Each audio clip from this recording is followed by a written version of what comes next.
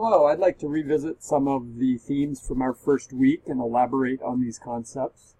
And these include regions, both formal and functional. Functional regions are also known as networked regions. Core-periphery relationships. Development, which is based on income, most commonly. Globalization and geopolitics. First, to look at regions. Formal regions are those that share uniform characteristics. If we were to talk about the Middle East, we could talk about a adherence to Islam, a dry, arid environment, economies that are based on oil, and various other historical aspects. Or we could talk about functional regions. You can see this network of highways that integrates Paris to its surrounding areas. This makes for a nice example of a functional or networked region, which are most commonly urban regions. Of course, the news today is all about the hurricane that is bearing down on the state of Florida. And this demonstrates human vulnerability to environmental conditions, to the physical geography of our planet. We have climatic phenomena taking place that is introducing a variety of human concerns. And this is one example of a wide variety of different issues that are happening in the world, both human-caused and natural. This is an organization that provides humanitarian relief, one of the more effective organizations in the world in terms of putting dollars on the ground. And you can see the wide array of situations that are addressed. Myanmar, a primarily human-created problem with a Muslim minority that is being pushed from their homes being destroyed, tens of thousands of people forced from their homes. Bangladesh, a natural disaster in the works, flooding conditions. Both South Sudan and the Congo are sites of great suffering as a result of internal wars that are taking place. But I'd like to focus a little bit of attention in particular on Yemen. We'll start off by looking at Yemen's geographic situation, which is its relative location in the world. Located in the southwest edge of the Arabian Peninsula, Yemen lies on the Red Sea. On a broader scale, this is the extreme southwest corner of the Asian continent, and this country lies on the Gulf of Aqaba across from Somalia and the so-called Horn of Africa, which is in the northeast part of the African continent. Yemen possesses an asset that is scarce to most of its neighbors, that is water. This results from a coastal mountain range, which is evident in this image, that generates rainfall, feeding age-old terraced fields for growing grains, fruits, coffee, and other crops. Like its neighbor, Yemen has significant oil reserves, but has suffered under declining world oil prices, resulting in large part from the natural gas boom, no pun intended, in North America. Overall, Yemen ranks among the poorest countries in the world with an average income of around $2,000 a year. In 2014, a rebel group called the Houthis initiated a campaign to overthrow the government. The ethnic group practices a form of Shia Islam, which is also the predominant sect or branch of Islam that is practiced in Iran. This reality raised concern from Saudi Arabia, the dominant state in the region, which is run by a royal family that identifies as Sunnis, which are the other sect of Islam. Saudi Arabia has therefore undertaken a bombing campaign to rid Yemen of the Houthi rebels, ostensibly to assist the government of Yemen. Most observers see this as an attempt to prevent a Shia stronghold that might strengthen Iran, the other dominant state of the region. Meanwhile, the United States, a long-term enemy of Iran and ally of Saudi Arabia, is providing the Kingdom of Saudi Arabia with the advanced weapons it is using against the Houthis. The result is that Yemen, already a poor country, has been bombed into the Stone Age. Roads, bridges, sewage treatment facilities, power plants have been destroyed. Along the way, civilians have been caught in the crossfire, with tens of thousands of casualties since the start of the war and a growing cholera crisis. The Guardian reports that there are 40 million people in one form of humanitarian crisis or another across 37 countries. What can be done? Financial donations are among the most impactful. Direct relief is among the highest rated charities in the world, which I highlighted a moment ago. This topic gets us into the broader topic of geopolitics.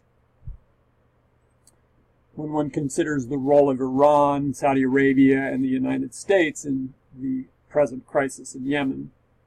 A recent report, highlighted on the screen, addressed the relationship between geopolitics and trade in light of the growing tensions in North Korea.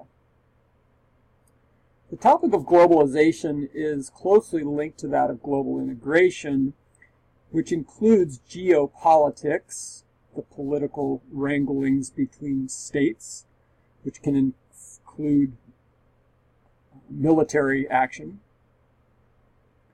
It also includes social and environmental impacts. The relative benefits and drawbacks of this integration are hotly debated in the United States, Europe, and elsewhere. Some argue that improved trade and integration increases jobs, social well-being, and opportunity. Others say it is benefiting primarily multinational corporations with negative impacts for workers and the environment. One thing is certain: we now live in an increasingly integrated and interconnected world. The concept of core-periphery relationships is one that can be looked at different geographic scales. The textbook provides a map of global core and periphery areas. This can be grossly simplified to the world's haves and have-nots. Here we'll look at wealth in the United States and, by extension, core and periphery areas within parts of the United States. This is an example of geospatial technologies that are being used to represent wealth divides, and I'll provide you with this link so that you can read through some of the text. But they go through and give us some areas that show areas that have seen a reduction in the middle class over the last 15 years or so, and some that have shown stable conditions, those in blue. And we're seeing the starkest differences in income, and these include some of the most thriving cities in the United States, San Francisco among them. And if we look at some individual cities, we can look at how these disparities express themselves. So here we see the household income in New York City, with the blue areas being wealthier areas. This is Central Park in New York City, the island of Manhattan. The blue areas being the wealthier areas, the orange areas being the poorer areas. And we can see extreme wealth, and a stone's throw from this very greater than $200,000 a year, just a mere number of blocks away, under $16,000 a year. So in some cases we see areas that show great wealth disparity over a small geographic area. But if we zoom out a little bit, here we are again with Manhattan and the surrounding areas, and you can see New York, downtown Manhattan represents a classic core area in terms of a concentration of wealth and resources and political influence, and periphery areas that have lower wealth availability. Oftentimes these are folks that are working low-income jobs, perhaps, within the cities, and in some cases providing resources, whether they're agricultural products or other resources that are coming from these poorer peripheral areas or periphery areas.